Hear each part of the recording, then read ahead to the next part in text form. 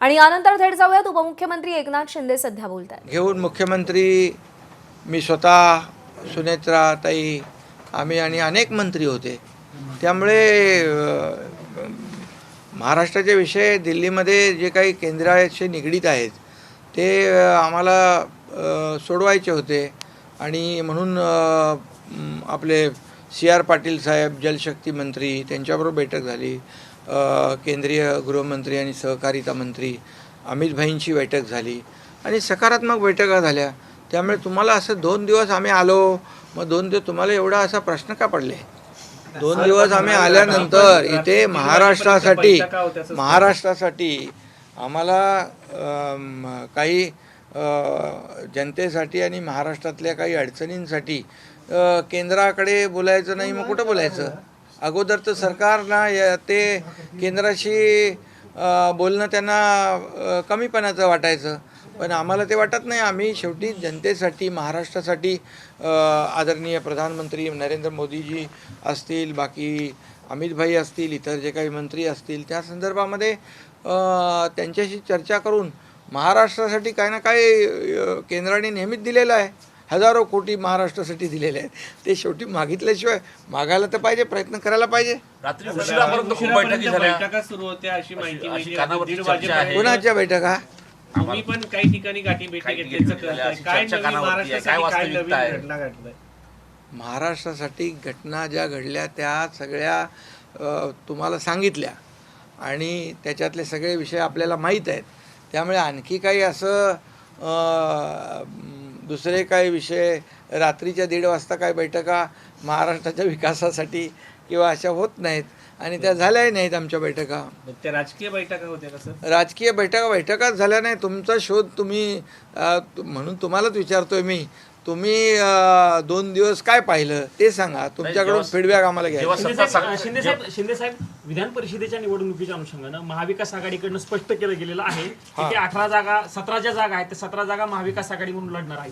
महायुतीचं नेमकं काय सध्या सुरू जागा वाटपाचं तुमचं? 17 जागा काय महाविकास आघाडी 17 जागेवरती निवडणूक लढवणार आहे, त्यांनी स्पष्ट केलेलं। काल त्यांची बैठक पण झाली। युतीचं नेमकं काय, युतीचा कुठं घोडा आहे? महाविकास आघाडी 17 जागा लढवेल, पण एकही जागा जिंकेल असं मला वाटत नाही आणि महायुती जागा सगळ्या 17 जागा लढवेल आणि 17च्या 17 जागा जिंकेल। पण 17 जागामध्ये नेमकं तुमचं काय चाललंय सध्या? कारण काय चाललंय आता ते तुम्हाला उद्या कळेल ना। गणित सांगा सर, गणित सांगा, महायुतीचं गणित काय? महायुती 17 जागांवर लढवणार निवडणुका आणि 17 जागा जिंकणार। शिवसेना, राष्ट्रवादी आणि भाजप किती किती जागा लढवणार? काय फॉर्म्युला आहे सर? फॉर्म्युला आता तुम्हाला माहित आहे ना।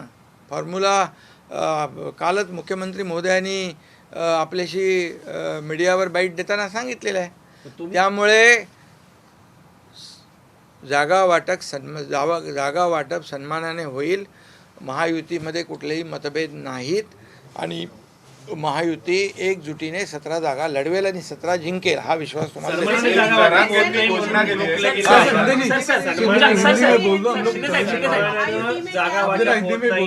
सन्मानानं जागा वाटप होत नाही म्हणून रखडलेलं आहे का?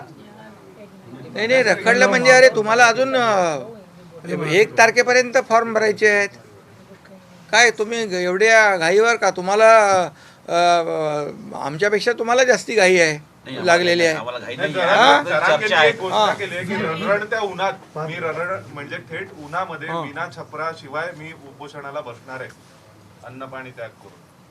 नाही, आता त्यांना प्रसाद लाड आमचे आमदार जाऊन भेटलेत आणि त्यांनी काही गोष्टी त्यांच्या मागण्या ज्या आहेत त्या ऐकून घेतलेल्या आहेत। मुख्यमंत्री महोदयांच्या बरोबर त्यांनी त्या सांगितलेल्या आहेत आणि मला वाटतं आम्ही चर्चा करू मुख्यमंत्री महोदय आणि आम्ही, आणि जे काही शेवटी मराठा समाजाला मी मुख्यमंत्री असताना मी होतो, अजितदादा, देवेंद्रजी, आम्ही मिळून जे निर्णय घेतले मराठा समाजाला आत्तापर्यंत जे कुणबी प्रमाणपत्र मिळत नव्हते ते लाखो कुणबी प्रमाणपत्र देण्याचा निर्णय घेतला। जस्टिस शिंदे कमिटी आम्ही नेमली, त्यांनी ते कुणबी प्रमाणपत्र नोंदी शोधल्या, 10% आम्ही आरक्षण दिलेलं आहे आणि बाकी जे काही ज्या योजना सारथीच्या आहेत त्याचबरोबर अण्णासाहेब पाटील आर्थिक विकास महामंडळ आहे या माध्यमातून मराठा समाजाला न्याय देण्याचं काम केलं आणि जे काही उर्वरित प्रश्न आहेत ते देखील सोडवण्यासाठी सरकार सकारात्मक आहे. महामंडळाची मागणी केली. म्हणजे त्यांना उपोषण करण्याची गरज पडणार नाही पडू या नये सरकारचा असेच सरकारची भूमिका आहे.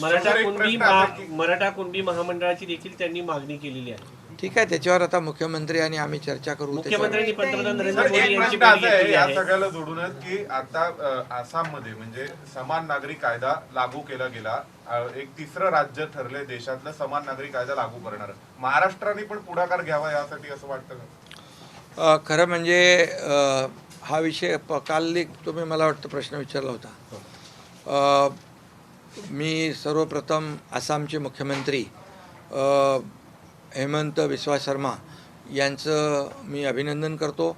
सरकार स्थापन झाल्यानंतर तात्काळ त्यांनी हा निर्णय जो समान नागरिक कायद्याचा घेतला त्याबद्दल त्यांचं मी अभिनंदन करतो. आणि शिवसेनेची भूमिका सुरुवातीपासून तीच राहिलेली आहे, बाळासाहेबांची भूमिका तीच राहिलेली आहे की एक देश एक कायदा, समान नागरिक कायदा, सगळ्यांना समान हक्क असले पाहिजे, समान न्याय असला पाहिजे, ही बाळासाहेबांची भूमिका आहे सुरुवातीपासून. आताची भूमिका नाही आहे. त्यामुळे एक देश एक कायदा असला पाहिजे ही भूमिका शिवसेनेची सुरुवातीपासून आहे. त्याचबरोबर या देशाचे प्रधानमंत्री नरेंद्र मोदीजी यांनी देखील अनेक वेळा उल्लेख केलेला आहे एका देशात दोन कायदे कसे काय असू शकतात. आणि त्यामुळे तर जरांगेंना उपोषणाची गरज पडू नये अशी भूमिका आहे. मुख्यमंत्र्यांशी चर्चा करू असं एकनाथ शिंदे म्हणालेत.